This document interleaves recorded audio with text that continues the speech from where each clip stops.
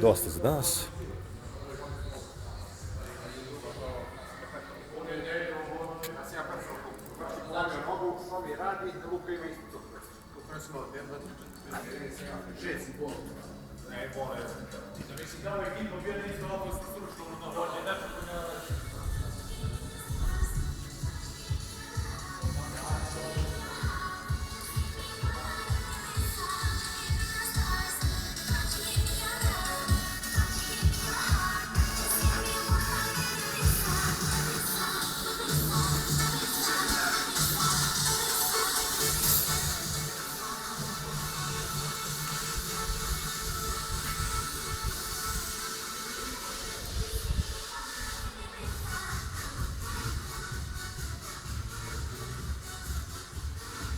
Ostaješ da se izbaci ovaj đubre silno odavde. To ćoško na što je. Imamo malu halicu ovdje. I drugu halu koja je ovdje.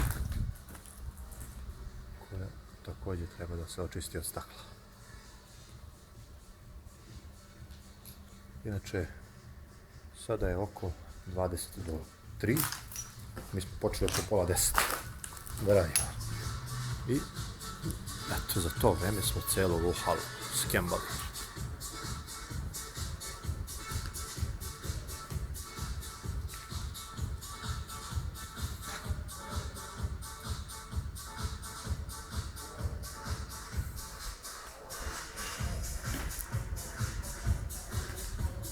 Sve ove platforme smo digli da bi se osušile, su bile natopljene vodom, jer kao što se vidi, gore su porazbijeni prozori, tu prokišnjava.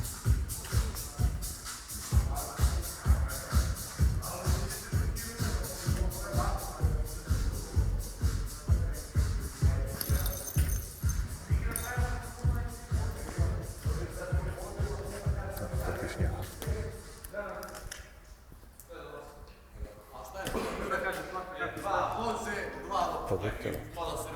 Mora dokumentujemo, dođe neko kaže ovo smo mi očistili.